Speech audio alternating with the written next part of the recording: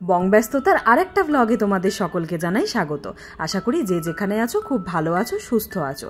আজকে যে ব্লগটা শেয়ার করছি সেটা হচ্ছে 29 আগস্ট আমার বার্থডে ছিল, আর সেটাই মাঝরাতে কেক কাটা থেকে তার পরের দিন পর্যন্ত কি করেছি সেটাই তোমাদের সাথে শেয়ার করছি।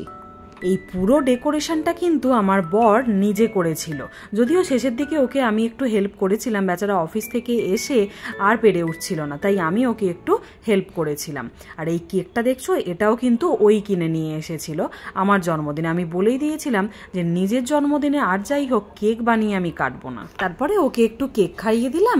এইবারে ও আমাকে কি গিফট দিয়েছে সেইগুলোই তোমরা শোনো ভালো করে।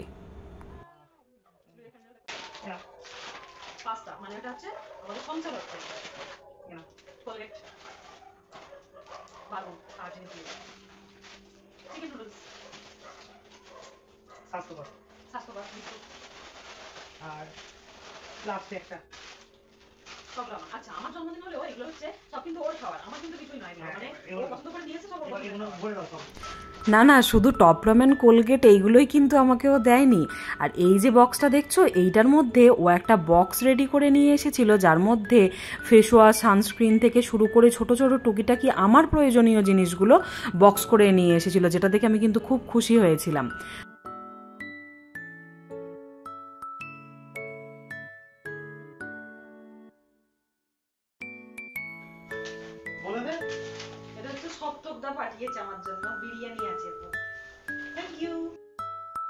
সকালে ব্রেকফাস্টটা সেরে নিয়ে 12টা সাড়ে 12টা নাগাদ করে বেরোবো মিত্র ক্যাফে গিয়ে লাঞ্চটা করব বলে। আর নিচে নেমে দেখি এরকম তুমুল বৃষ্টি হচ্ছে, আর একটু বৃষ্টিতেই জল জমে গেছে। বাইকও নিয়ে যেতে পারলাম না, বাইক বাড়ির নিচেতেই রেখে ক্যাব বুক করে এবার পৌঁছে গেলাম মিত্র ক্যাফে। এইখানটা থেকেই হচ্ছে মিত্র ক্যাফের এই যে সিঁড়িটা। তোমাদের আগের একটা ব্লগে বলেছিলাম না, মিত্র ক্যাফেতে গিয়ে লোকে লম্বা লাইন দিয়ে সিঁড়িতে বসে আছে। সত্যি তাই, এই জায়গাগুলো তো লোকে লম্বা লাইন দিয়েই বসেছিল সেই দিনে। আর আমাদের নাম ছিল 30 নম্বরে। এখানে নাকি সোম থেকে বৃহস্পতিবার পর্যন্ত মোটামুটি ফাঁকাই থাকে, আর আমরা বৃহস্পতিবারেই গিয়েছিলাম। দেখো এবার ভিতরটা কি সুন্দর করে সাজিয়েছে, আর সব সময় কিন্তু একটা বাংলা গান সমানে চলেই যাচ্ছিল। মানে এত ভালো লাগছিল না কি বলবো। আর বেশ ফাঁকার মধ্যে বসে লাঞ্চটা সারতেও দুর্দান্ত লাগছিল।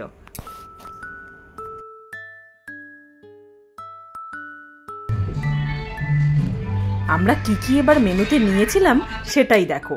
মিত্র ক্যাফে স্পেশাল ফিশ কবিরাজি, এটা তো নিতেই হবে। আর তার সাথে নিয়েছিলাম তন্দুরি ভেটকি, এটাও কিন্তু খুব দারুণ খেতে ছিল।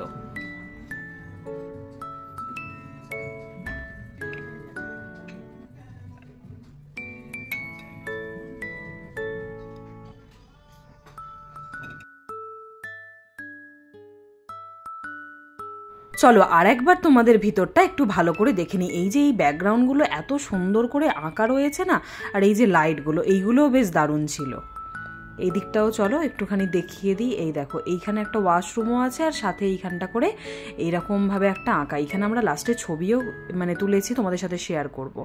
তারপরে দেখো আমরা খাবারের মেন কোর্সে নিয়েছিলাম দামোদর সেট মটন থালি, দুজনেই একই নিয়েছিলাম। আর সাথে নিয়েছিলাম এই দেখো কচু বাটা চিংড়ি, এটা আমাকে নিতেই হবে যে কোনো বাঙালি রেস্টুরেন্টে গিয়ে। মোটামুটি যা কোয়ান্টিটি দিয়েছিল আমাদের দুজনেরই খুব ভালোভাবে পেট ভরে গিয়েছিল। ভাত, পোলাও, ডাল ছিল, তরকারি ছিল, আলু ভাজা থেকে শুরু করে মটন, আবার লাস্টে দেখলাম মিষ্টিও দিয়েছিল, মানে ওটা ওই থালির সাথেই অ্যাড করা ছিল। চলো এবার একটু খেয়ে নিই। ওই দিনটা আমার এইভাবেই সুন্দর করে কেটেছিল, আর তার জন্য স্যান্ডিকে অনেক ধন্যবাদ। চলো আজকের মতন ভ্লগটা এখানেই শেষ করলাম। দেখা হবে আর একটা নতুন ভ্লগে। তোমরা কিন্তু সাবস্ক্রাইব করতে একদম ভুলো না।